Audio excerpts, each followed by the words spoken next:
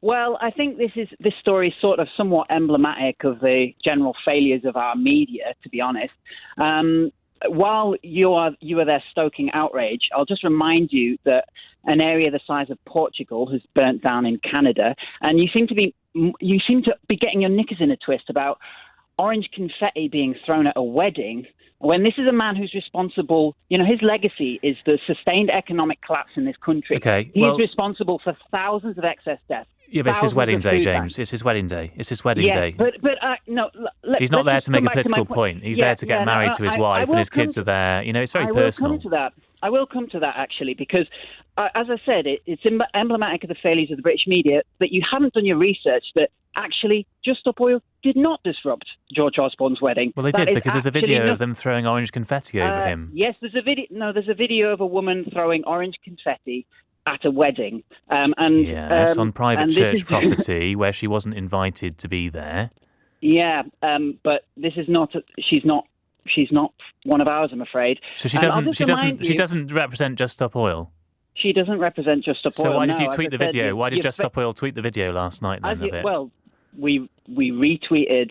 You tweeted the video and you claimed the video as yours.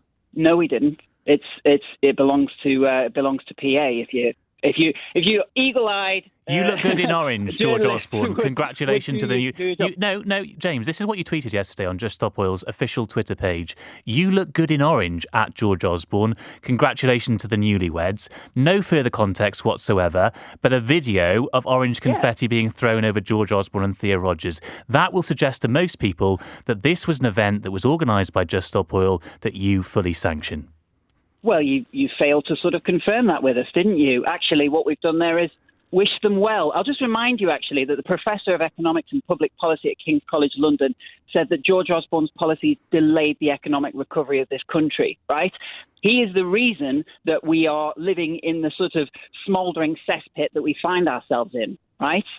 So if you are concerned about him, you are concerned about orange confetti being thrown at him. I'll just remind you that we've just had the hottest June on record. We broke the average temperature on this planet.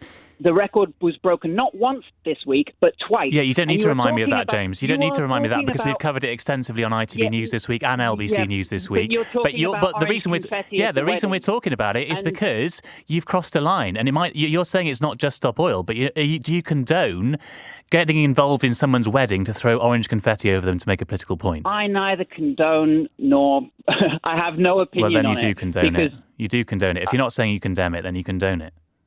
Oh, come on. You either condone it or you don't. Is it okay? Is it okay? Tell me if it's okay.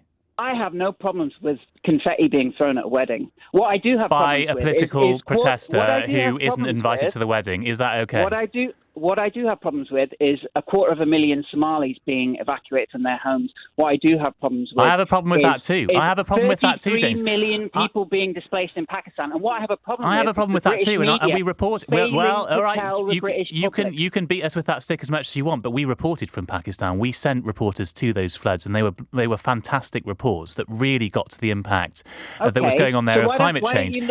Why don't you look at the economic legacy of someone like George Osborne, the fact that he's responsible for thousands of excess deaths, the collapse of the NHS, thousands of food banks, the sustained pinch that all of your listeners are experiencing are directly attributable to this man, and you're concerned about orange confetti being thrown at his wedding. I'm able to be concerned about more than one thing at once. In order. Well, okay, your priorities are out of order. All right, well, we discussed public sector pay for the first hour of this show. The first and foremost topic of the show today was about public sector pay and people struggling to not be able to afford their bills. I'm also able to ask a third question on my show. Or were you more concerned about orange confetti?